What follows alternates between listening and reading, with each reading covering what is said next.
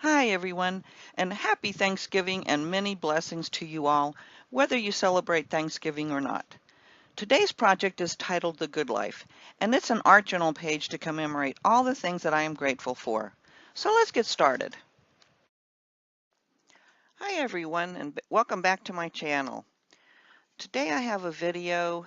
I want to wish everyone a very happy Thanksgiving to all of you who celebrate it. And if you don't, I just want to share with you this art journal page that I've made. Uh, Blessings to everyone, and I just want to commemorate the things that I'm thankful for.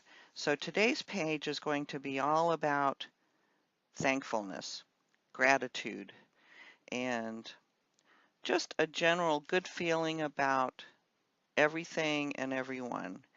So the first thing I'm going to do, I've got my Dylusions 6x9 journal, and I'm going to, first of all, because especially on this one, you can see where there are holes in the paper. Anything I put on here might seep down to pages I've already done. So it's a good idea to tape the center seam, and so that's what I'm going to do. And I'm just going to tear some off here, I think, first. Get rid of that bulky. And then again, maybe that's not a good idea. Let's see here if I can manage to save that. You can also use washi tape for this.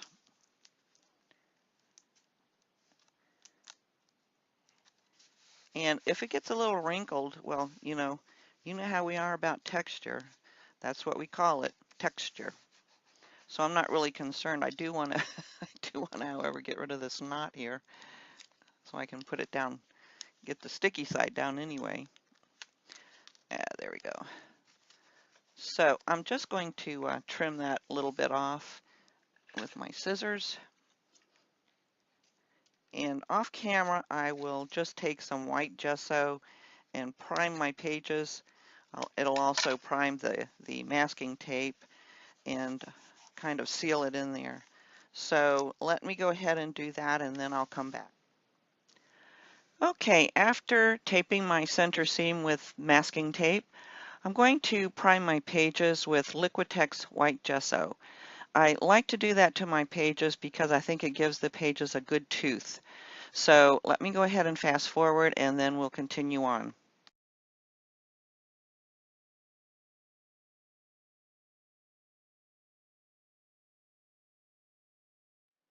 The next thing I'm going to do is place my chipboard pieces along the bottom edge of my pages, and I found these really nice mushroom shapes from Gypsy Soul, and they've already been gessoed, so I don't have to worry about that.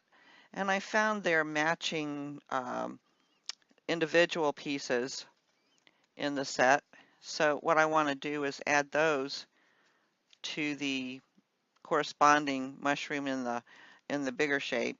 I also found these little pieces of, I guess it's grass, which I think will be add a nice touch to these.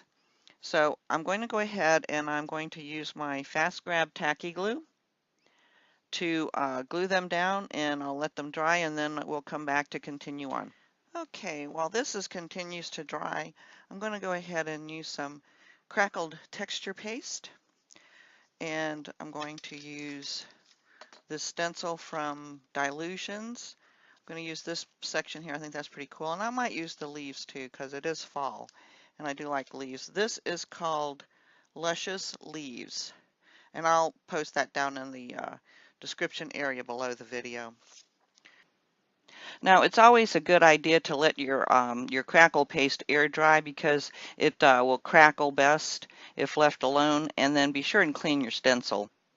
Now, while the paste is drying above, I think I'll take some of the crackle paste, and using my finger, I'm going to apply it directly to the top portion of the mushrooms.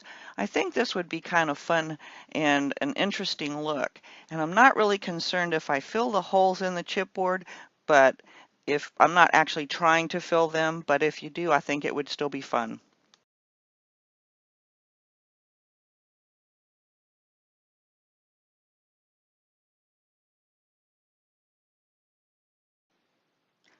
Now I'm going to take some of this glass bead glitter gel, and using my fingers I'm going to apply it to the lower section of the mushroom chipboard pieces in the grass area. I'm interested to see how the glitter gel will react with the paints that I'm about to use.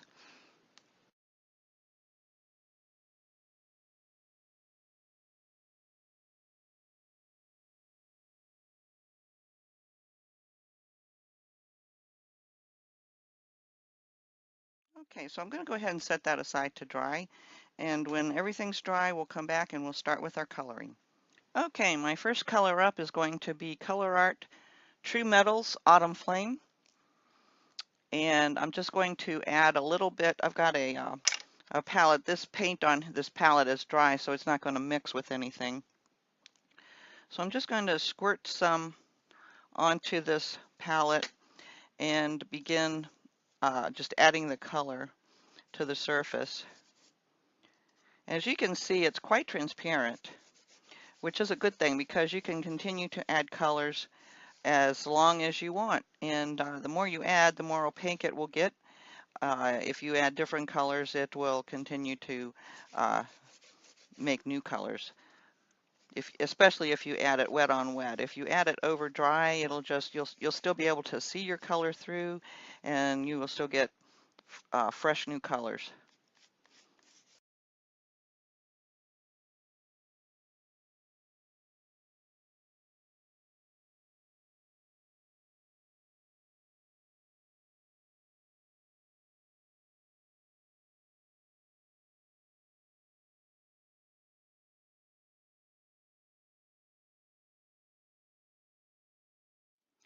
And you may have noticed that I've got different color variations coming through, brush strokes and different things. And that's because of the way I applied the white gesso. You're getting some areas that are directly on the paper, some that are on the paste, and some that are on the gesso. So you'll get these different looks, and it just adds texture. It's really a cool effect. Okay, now I'm going to use another Vivid Ultra Metallics. This one is called Peaceful Poppy. And I'm going to apply this color to the tops of the mushrooms only. And I'm doing it straight. No water is in my brush at all.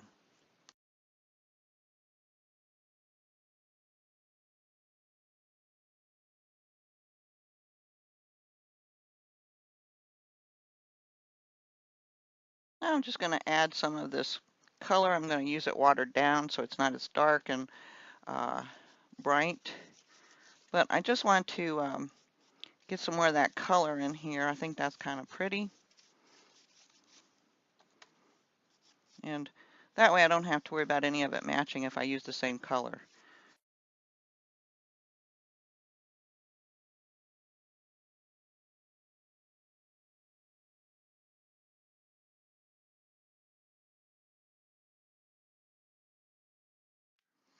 And you can see what I was talking about, how you can still see the color through there.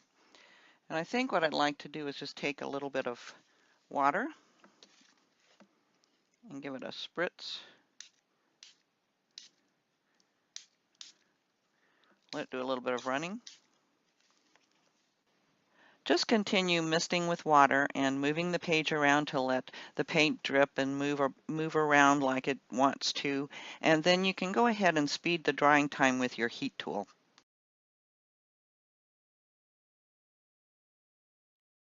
I'm going to bring in another color, Vivid Ultra Metallics. This is Bolivian Blue.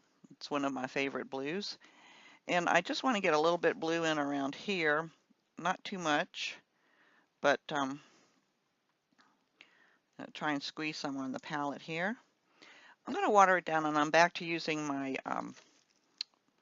my mixed media brush again.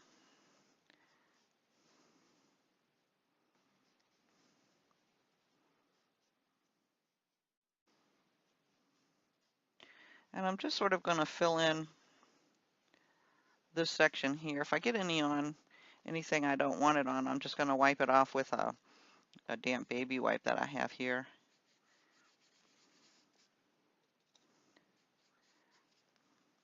Again, like I said, I'm using water with this color.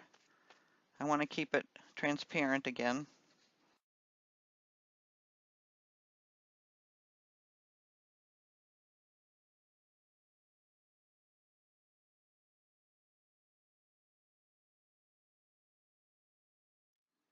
And once again, I'm going to go ahead and um, mist it with some water. Get as much of this off as I can and get my little mister bottle. This time we're going to go this direction. And so once again, just move the page around, continue misting it with water, add more color if you need to, and continue to heat set it with your drying tool. Now I'm going to use the Burnt Umber ColourArte Vivid Ultra Metallic to paint the mushroom stems. And I'm using my soft brush again. Um, you want to use a smaller brush for this, and you do want to be able to get into um, the openings in the chipboard and color that section in as well. And then as I look at it, I think that part of the stem goes up into the what I thought was the head of the mushroom, as you can see. And so you can either leave it all red, as I originally did, or come up with the burnt umber and just color it. And you'll see some of the red underneath that brown, but it's really nice. It looks really cool.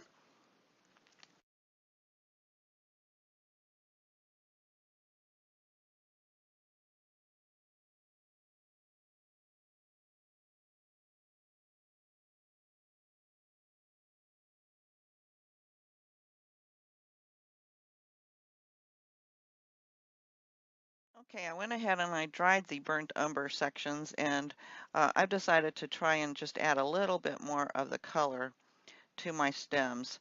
This is certainly optional.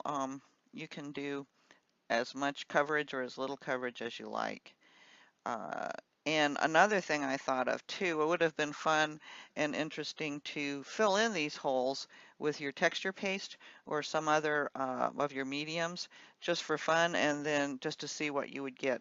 But I still have an idea in my head that I might use to highlight those a little bit extra.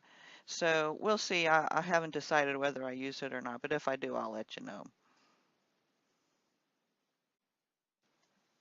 And I will not make you watch me paint these again. Okay, I still have a little of burnt umber on my palette, and I hate to waste it. So I'm going to just do a wash in areas as you can see, I'm using a lot of water, and I'm just bringing it around in certain areas. It's got a really pretty coppery feel to it, and it is going to, I think it's going to bring out the crackles in this section where we did the crackle paste through the stencil. So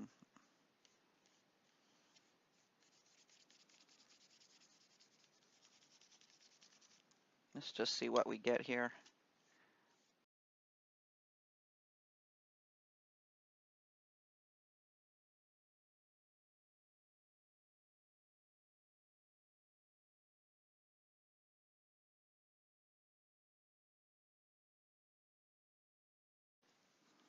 Now I'm going to try Vivid Ultra Metallics in Autumn Leaf.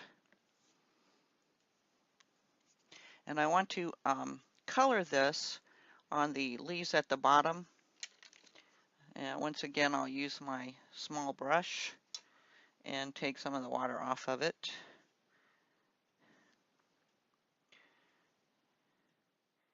And you'll see where it is going over the blue. It is turning to a green, which is kind of cool.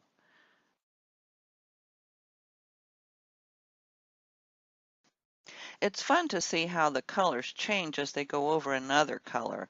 Sometimes it's a surprise, and sometimes it's not. And the more you use your paint products, the more you learn about them and how they work together or how they don't work together. And I always find that to be a really fun thing. So what have I learned from this? Well, instead of adding more green to the mixture, what I really need to do is take a little more of that same Bolivian blue that's coming through and add that to my mixture. And just a little bit, because I want that section of the plant to look like I want it to be green with but a little bit brown. I don't want it to look like new fresh growth. I want it to look like fall has arrived. And remember, this is the section where I use the glass bead glitter gel, and it's looking gritty and really grungy like dirt ought to look. And I like to use the daubers for getting a little bit of extra color in there. And this one is Mediterranean. It's Radiant Rain Color Concentrate. This is also by ColourArte. And all you have to do is once you get it started, you can just kind of dab the color around. And I like to just use a damp baby wipe or my finger and just kind of tap it and move it around. And it just adds a little bit of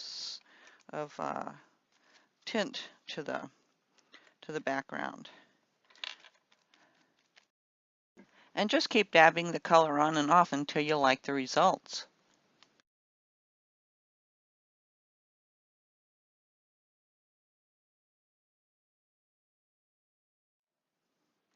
And now I want to use Nutmeg. You need to get all of the good mica that's down in the bottom of the jar. Swirl it around a little bit. And since this is a dauber bottle, you don't have to worry about if you shake it up or not. It's not going to clog the tip of this like it will clog a mister bottle. The mister bottles you want to twirl, and these you can just go crazy with. So this is Nutmeg. I have to get it started. These colors are very highly pigmented. They're like a really color concentrated watercolor or ink. And you can also spritz these with water and let them run and do their thing like any other paint. I think that's why they work so well on chipboard, because of their high concentration of ink and or color pigment. Now I'm going to add a bit of highlights to the stems of the mushroom. And I'm going to do that by using the Bronze Age color of Prima's Metallique Waxes. And I'm just picking it up on my finger, getting just a tiny amount and rubbing it over the surface. And I think what it's doing is it's highlighting the darkness that's in the openings of the stems, and it's also picking up some of the texture that I have on the stems. So it's a really fun way to highlight things. Now, if you didn't want to use your finger to apply this, you can use one of these stubby little stiff bristle brushes, like this one here. Now I'm going to apply some wax to the tops of the mushrooms. And I have some rose gold wax here, but I don't think that's going to work. It's a little bit too pink. So I'm going to use the rich copper metallic wax. And I'm just going to apply that to the tops of the stems, and I'm not even going to apply it completely over them, just in spots. And if you recall, this is where I also applied some of that crackle paste, so I'm picking up also some of the textures from that as well. It's really a cool look.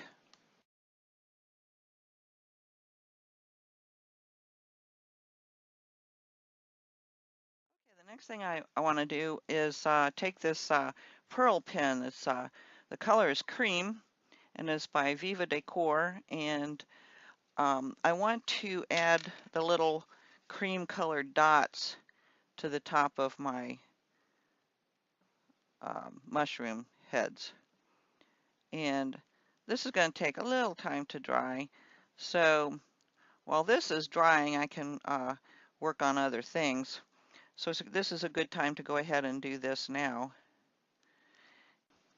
I'm just adding the tiny dots where the holes are already cut into the chipboard, so it's really easy to follow. and it will dry three-dimensionally.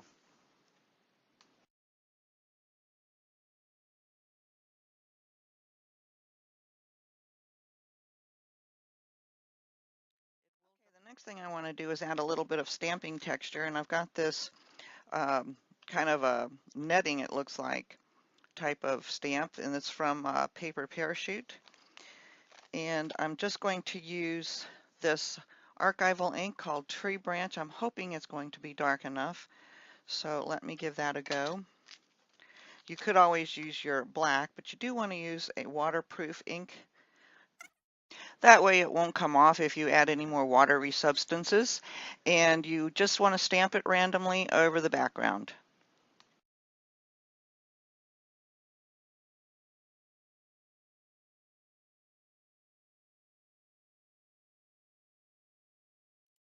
Now I'm going to add this chipboard from Gypsy Soul. It says The Good Life. I can't think of a better description of something to be thankful for. I will probably need to cut it in half so that it won't interfere with the closing of the book page. And I'm going to go directly to using this aged brass metallic wax from Prima. I don't need to prime the chipboard for this because it is a wax and it will just sit right on the surface very easily. And I'm using that little stubby brush to show you how easy it is to do this. As you can see, I'm using very little of the wax because a little bit goes a very long way.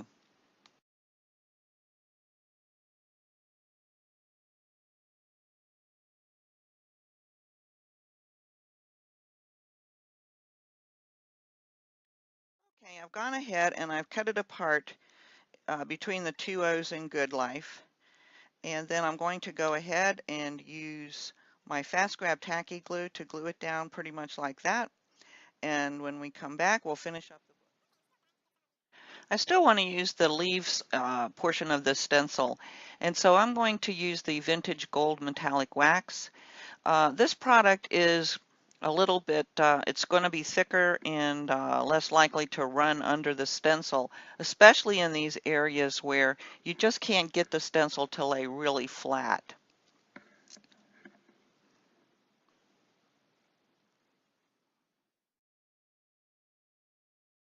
Let me show you. Here you can see I've got a really good crisp image of those leaves, even though the stencil wasn't laying quite flat.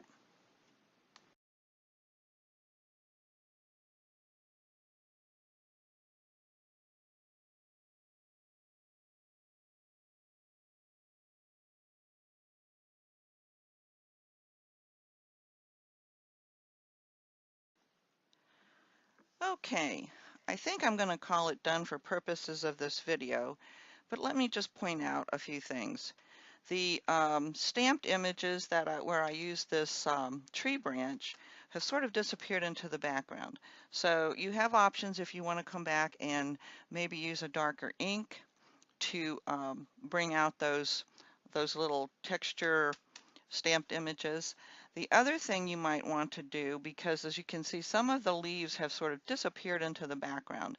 My suggestion would be to take your stencil and try and find where you had them, where you had the stencil originally, and perhaps take a marker or a permanent black marker or brown marker, whatever, and just outline them with the marker, or freehand it, just draw around each of the leaves and bring it out. You know, use your imagination.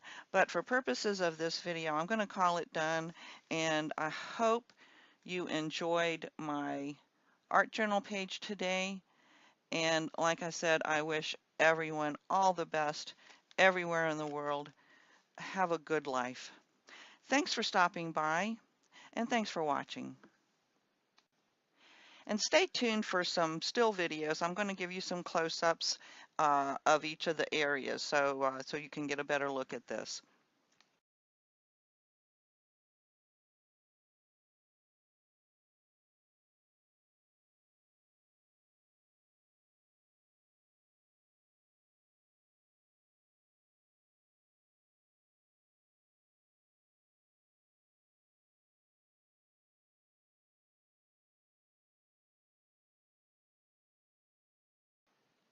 For more inspiration, you can find me on these social media links. If you enjoyed today's project video, please give me a thumbs up, and I hope you will consider subscribing to my channel. Thanks for watching, and always take time to play.